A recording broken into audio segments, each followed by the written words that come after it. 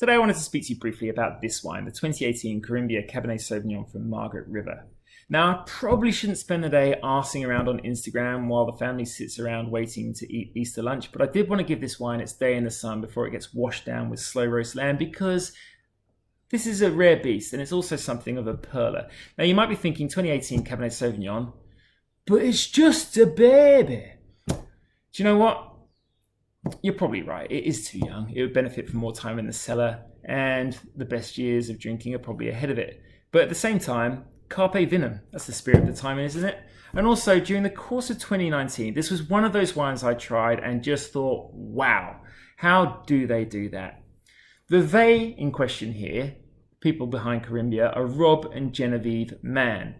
So they're one of those intimidatingly bright, successful, handsome couples. They started Corymbia in 2013, but it was really in 2018 they joined the CellarHand portfolio at a time when they were ready to really put this, their life's dream, front and center in what they were doing, which is an absolute boon to all of us because the wines are great. This is actually the inaugural release of Cabernet Sauvignon though, but they do bring to the project some serious Cabernet chops. Genevieve, she worked in South Africa, California, in France, South Australia before going to Howard Park Wines in Margaret River.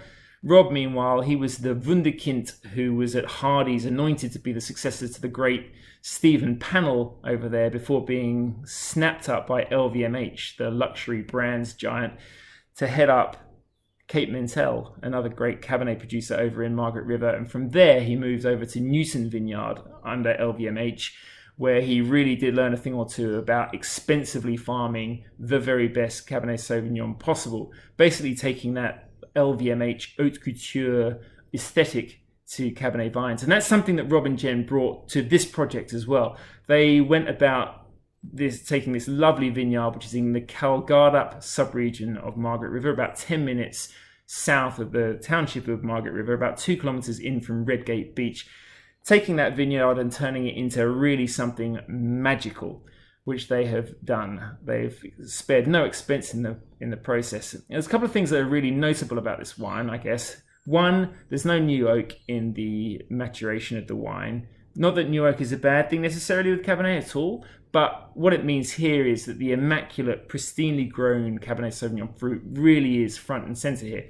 And the other thing is it's 100% whole berry ferment, so the fruit obviously destemmed after it's picked by hand, but then very carefully sorted with these perfect Cabernet berries going in. And what I tend to find when this is done really, really well is that those elements of the wine really meld together beautifully. Those aromas, the flavors, and the tactile elements come together as one seamless, sumptuous whole, and the expression in the mouth is just glorious.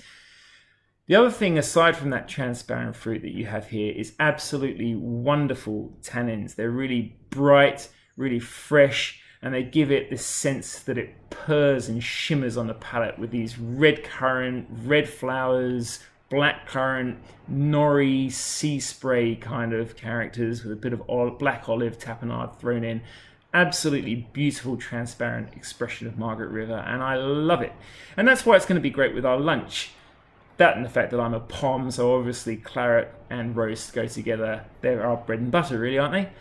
But also, you might be wondering, well, if it's sold out, why are you banging on about it? Well, the good news is there will be a couple of bottles of this still out in the wild, so it is worth trying to track down if you can.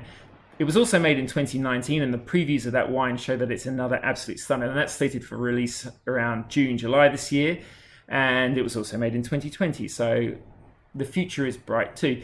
But the other thing is you can get hold of Rob and Jen's wines in other ways. They have a Swan Valley vineyard as well, where they make a lovely Chenin Blanc, which you can get for around $32 in the shops, and a blend of Tempranillo, Malbec, and Cabernet, a co-fermented blend, which is another really bright belter of a wine that really shows what they can do. That's around $43 odd on the retail shelf. So plenty of opportunities to get involved in the wine. Now, if you want to find out anything else about these wines or any others in the CellarHand portfolio, please go to our website, that's cellarhand.com.au, or feel free to throw us some questions by direct messaging us on Instagram at CellarHandWine, or just write to me directly as well at Van Merison. But in the meantime, have a very happy Easter.